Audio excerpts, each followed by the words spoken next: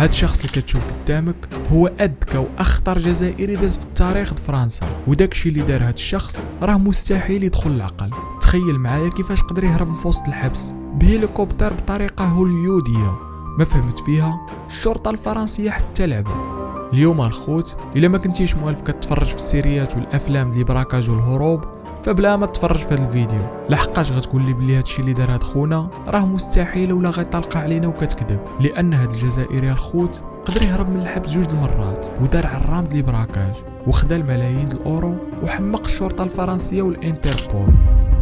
المهم بلا ما نطولوا ندخلوا في القصه د رضوان الفايد باش تعرفوني عليه اش كنهضر وتعرفوه حتى هو فين كاين دابا وفوقاش غيخرج. واجدين نبداو.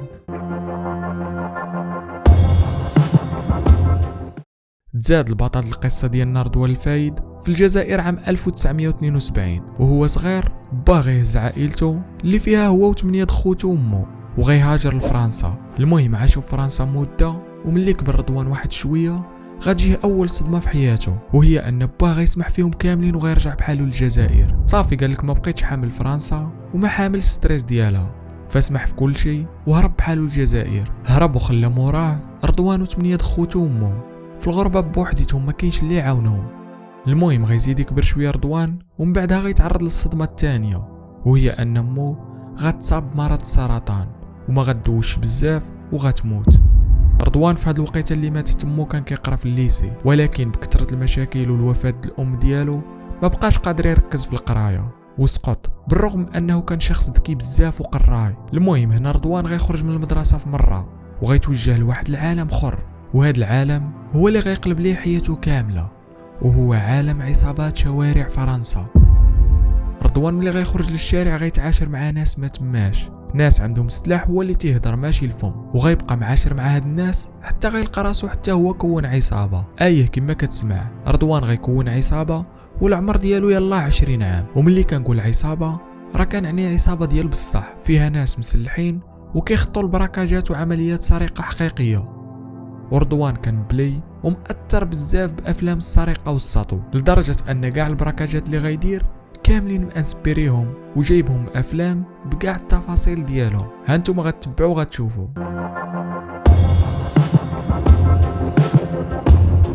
اول براكاج غيدير رضوان كان في عام 1995، وخدا الفكره هذا البراكاج من فيلم امريكاني سميتو بوان بريك. وقصه الفيلم باختصار عباره على عصابه كيبراكيو واحد البنكه وهما لابسين اقنعه فيها وجوه رؤساء امريكا، وداكشي نيت اللي غيدير رضوان.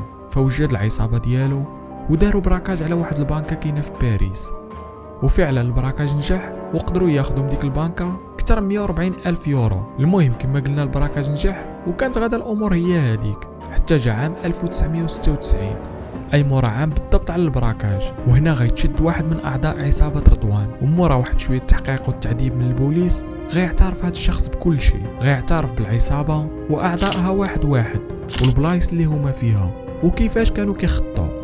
المهم اعترف بكل شيء بكاع التفاصيل. وهنا رضوان ملي وصل الخبر بان واحد من العصابه ديالو تشد، شنو دار في نظركم؟ مشى دار براكاج جديد. والله كما كتسمع دار براكاج جديد.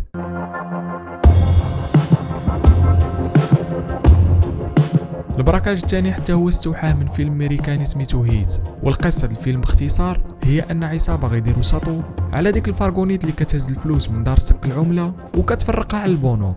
وفعلا رضوان غيدير نفس القضيه وبنفس تفاصيل الفيلم. المهم جلس رضوان وعصابته كيراقبوا كاع لي فارغونيت اللي كيخرجوا وشنو هو البروتوكول اللي كدير البوليس باش يوصلوا هاد لي فارغونيت سالمين. واكتشفوا بان كل فارغونيت كتخرج كتكون مرافقها طوموبيل البوليس. فهنا بان لهم البلان، وشنو مشاو داروا؟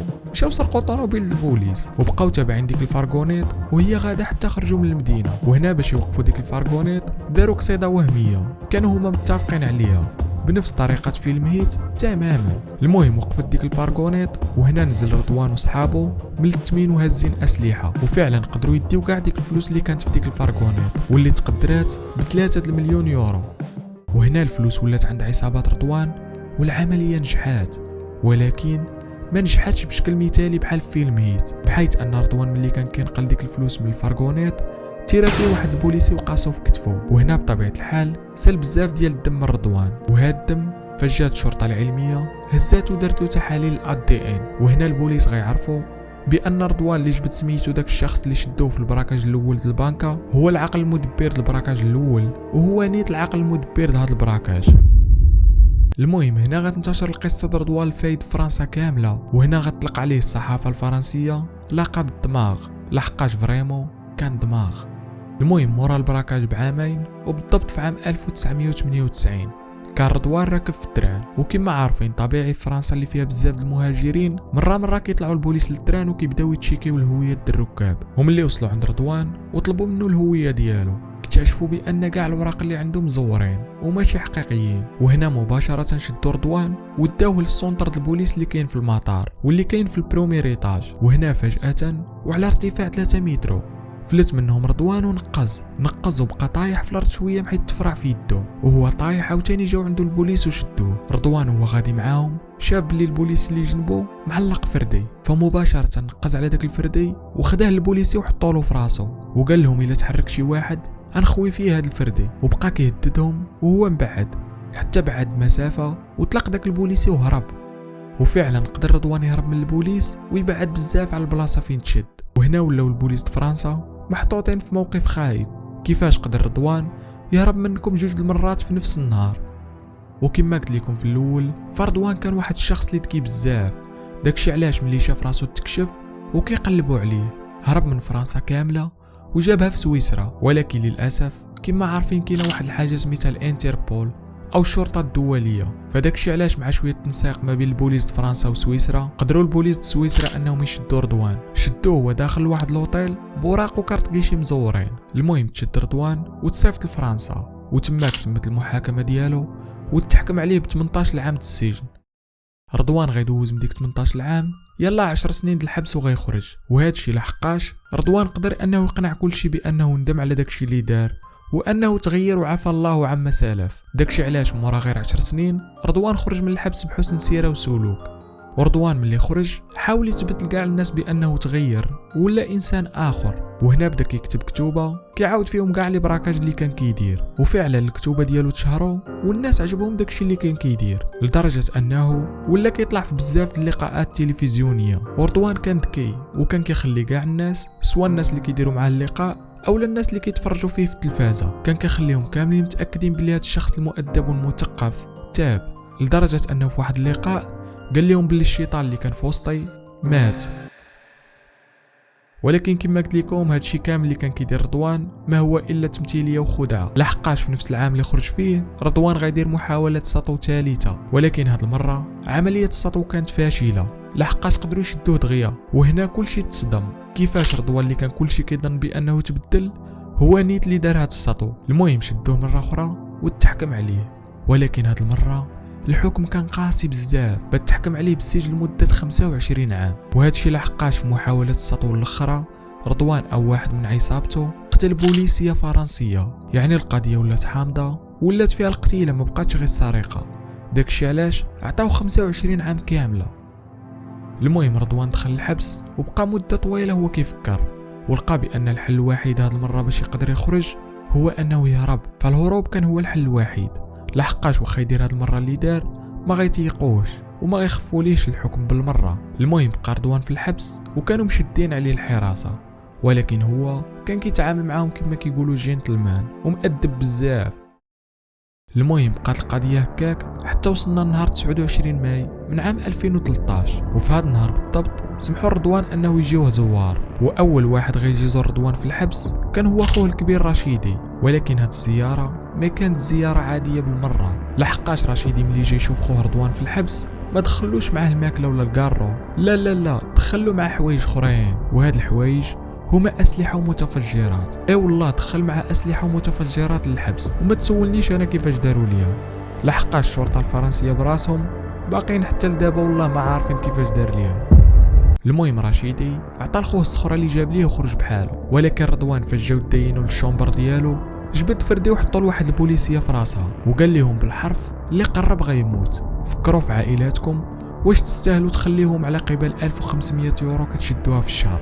المهم رضوان بقى شاد ديك البوليسيه حاط لها الفردي في راسها وتم خارج من الحبس، وملي خرج حط دوك المتفجرات في البيبان ديال الحبس. المهم خرج من الحبس وكان باقي شانق على ديك البوليسيه، وكان خوه وصاحبه كيتسناوه بالطونوبيل قريب من الحبس، فبقى شانق على ديك البوليسيه حتى وصل للطونوبيل، وهنا طلقها وركب في الطونوبيل مع خوه وعلقوه. المهم مورا هاد الهروب رضوان البوليس غينوضوا الروينه وغيبدا يتقلب عليه في كل بلاصه، وفعلا قدروا يلقاو ديك الطونوبيل اللي هربوا فيها، ولكن لقاوها محروقه كامله وما فيها حتى شي دليل.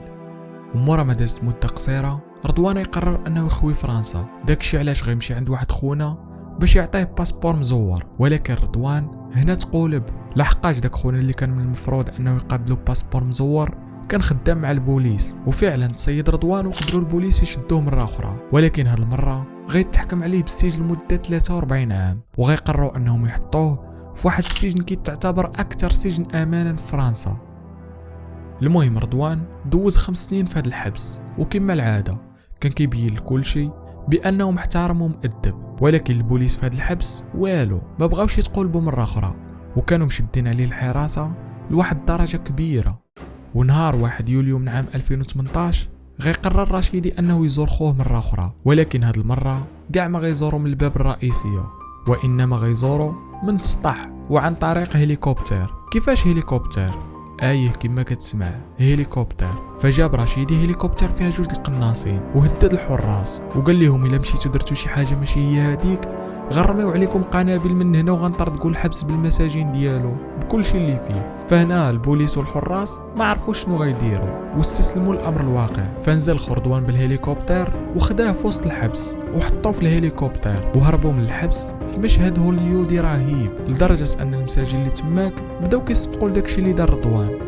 مورا هاد الهروب انتشرت بعض الفيديوهات تصورات في وسط السجن، ودارت هاد الفيديوهات بوم في العالم، ولا كل شيء كيهضر على هاد الهروب الاسطوري. هذا الشخص الذي يدعى رضوان فايد إلى حراس السجن لملاقاة خاطفي المروحية في الباحة الخارجية.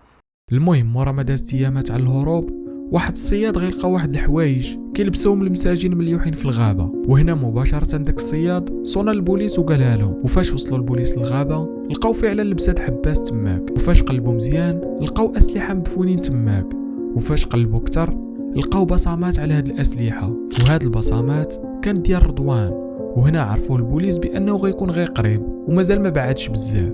فهنا البوليس بداو كيقلبوا في كل بلاصه وحاضين كاع الكاميرات، ومورا بحث طويل قدروا البوليس انهم يلتقطوا واحد الفيديو رضوان وهو في واحد المحل، وكان ناشط وكيتقدم المحل بحال اللي ما واقع والو. المهم مورا 3 شهور من المطارده غتعلن الشرطه الفرنسيه صباح 3 اكتوبر من عام 2018 القبض على المطلوب رقم 1 في فرنسا رضوان الفايد، وشدوه في واحد القريه صغيره سميتها كروي. وهاد القريه هي نفسها اللي كبر فيها وعاش فيها رضوان ملي جا من الجزائر. رضوان تحكم عليه هاد المره بالسجن لمده 76 عام، ومازال حتى لدابا في الحبس وفي بلاصه كاع ما معروفاش، ومازال كلشي في العالم كيتسناه شنو غيدير واش غيقدر يهرب مره اخرى.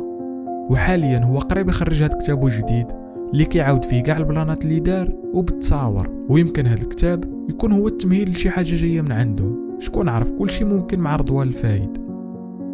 المهم الخوت كانت هذه القصه اليوم، نتمنى تكون عجباتكم ونتشوفوا في قصه جايه. تهلاو.